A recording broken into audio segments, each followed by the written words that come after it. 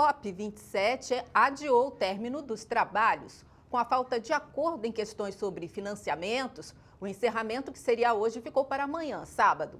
A repórter Márcia Fernandes traz os detalhes. Oi, Márcia. Oi, Eliane, boa tarde para você, boa tarde a todos que nos assistem. Pois é, Eliane, a previsão é que a COP27, a Cúpula das Nações Unidas sobre Mudanças Climáticas, se encerrasse hoje, mas a presidência da cúpula anunciou que as negociações devem seguir até amanhã. Isso porque os debates estão travados, eles não conseguem chegar a um consenso sobre o documento final de conclusão dessa COP27. O principal ponto de impasse é sobre a criação de um fundo que prevê repasse de recursos para os países atingidos com perdas e danos por causa das mudanças climáticas. Para os defensores desse fundo, os países mais ricos, mais desenvolvidos, que cresceram por causa da produção industrial e pela emissão de gases de efeito estufa, eles deveriam repassar valores para os países mais atingidos pelas mudanças climáticas. Esses países que são atingidos por tsunamis, secas severas, enchentes, enfim, todo tipo de mudança climática. Bem, a União Europeia entregou um novo documento, uma nova sugestão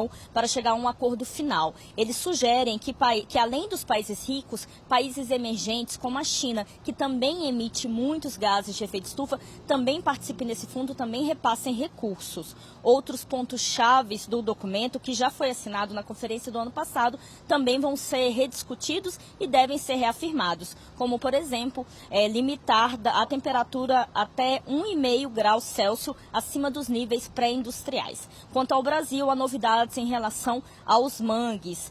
O mangue brasileiro é o novo que vai receber investimentos do programa Floresta Viva. São ao todo 44 milhões de reais. Vamos assistir nessa reportagem.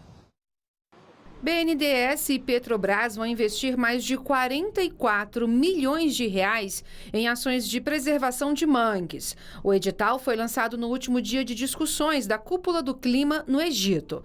A escolha do mangue para o primeiro financiamento coletivo do programa Floresta Viva levou em conta a eficiência desse tipo de vegetação para a captura de gás carbônico do meio ambiente.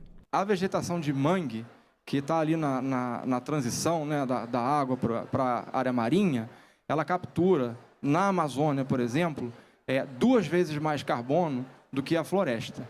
O Fundo Brasileiro para a Biodiversidade, FUNBio, irá fazer a seleção das propostas e acompanhar a aplicação dos recursos. A gente espera projetos com excelência em termos de técnicas de restauro, mas também com resultados em biodiversidade, resultados sociais, resultados em sequestro de carbono. Lançado ano passado na COP26 em Glasgow, na Escócia, o Floresta Viva é voltado para a recuperação de biomas brasileiros e restauração de bacias hidrográficas.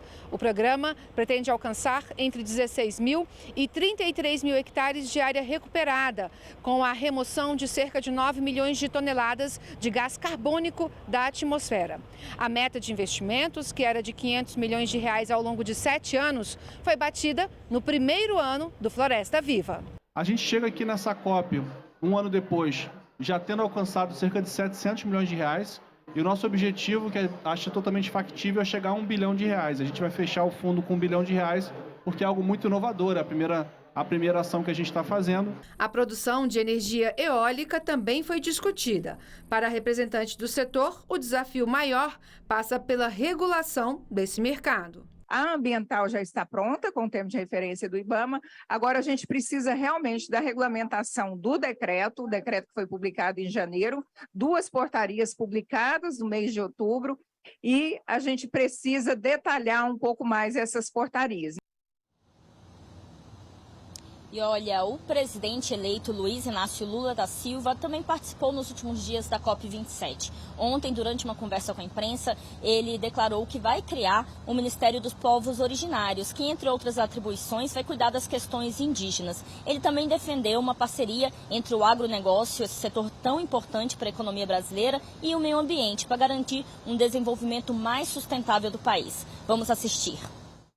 Durante encontro com representantes da sociedade civil brasileira na COP27 no Egito, o presidente eleito, Luiz Inácio Lula da Silva, disse que o agronegócio tem consciência ambiental no país e reafirmou que fará um combate intenso contra crimes ambientais, além de defender uma governança global para o cumprimento das decisões e compromissos relacionados ao clima. As decisões precisam ser cumpridas se a gente tiver um órgão que possa decidir o que fazer. O presidente eleito falou ainda sobre o teto de gastos no Brasil.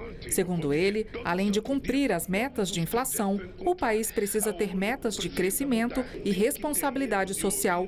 Lula também participou de um encontro com grupos indígenas e confirmou a criação do Ministério dos Povos Originários. Por isso que eu estou criando o Ministério dos Povos Originários. Nós vamos ter uma saúde pública especial, quem sabe, se Deus quiser, dirigida pelos próprios indígenas.